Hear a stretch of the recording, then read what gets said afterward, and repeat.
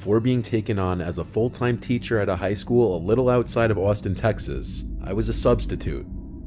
I would sub in for a multitude of classes, with my main subject area being math classes. Being a sub, I would most days have a lot more off periods, of course, since I would work more on an as-needed basis. This was on a day that started like any other. I had 4 classes I would be subbing for that day. They were all the math classes that a specific teacher would teach, including geometry and algebra. I would usually enjoy subbing for science classes, as the teachers would usually just have me show the class an educational documentary and then hand out a question sheet which would be handed in at the end of the class to be graded. With math though, you'd actually have to teach the material as a sub. I arrived to school and picked up the keys from the front office to the 2 classrooms I'd be subbing in that day. Both classes were in the math hallway, which was downstairs to the far left of the school. The periods I was teaching that day were something like 2, 3, 7, and 9. I had already taught the first 2 classes, so I had about an hour and a half before the 7th period class I'd be teaching. During most of this time, I stayed in the classroom of the last class I just subbed for since it was empty for the next 2 periods. I was doing a mix of work-related and non-work-related things on my laptop. Period 6 there would be another class here, so I'd migrate to the teacher's lounge by the back of the school. After the second bell rang and period 6 began, I was walking the empty halls to the teacher's lounge.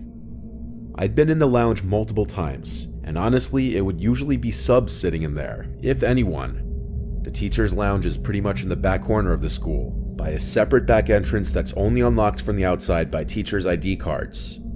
I set my belongings down on a table in the empty teacher's lounge, and this was when I heard knocks at the back exit door.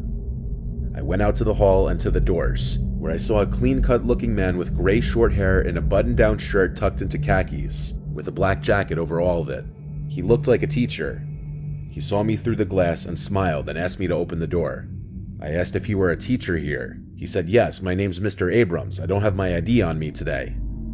I opened the door for him, and he thanked me and quickly walked past me. I noticed that now he had his hand in his right pocket. He had some serious movement in his step. He seemed to know where he was going.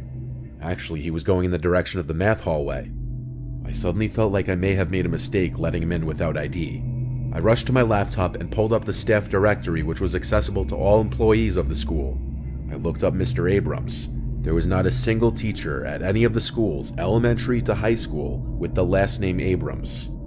I had no choice but to call the front office and let them know that I think someone pretending to be a teacher had entered the building.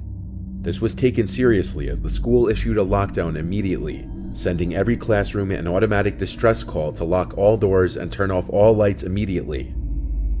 I heard a commotion from out in the math hallway.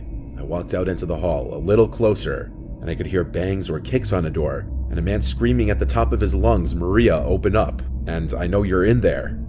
Maria was the first name of the teacher I was subbing for that day, and I couldn't tell for sure, but I believe the door he was kicking on was one of the classrooms I subbed in that day. Police had surrounded the school in literally minutes, and had entered from multiple entrances and detained the man. I didn't witness it happen. It was down in the intersecting hallway, and I wasn't allowed past the police. The teacher I subbed for, who I changed the name for her privacy, had called out of work that week, originally alleging she was very sick. The man who came to the school banging on the door was apparently her ex-husband, and as far as rumor has it, Maria did something horrible to him. Not much of a rumor, because clearly that would be the case if he came to the school with a gun. Everyone's guess is he came to kill her and then himself. No one knew where Maria went to hide from her ex, or what the full story was, but she didn't return to work for months.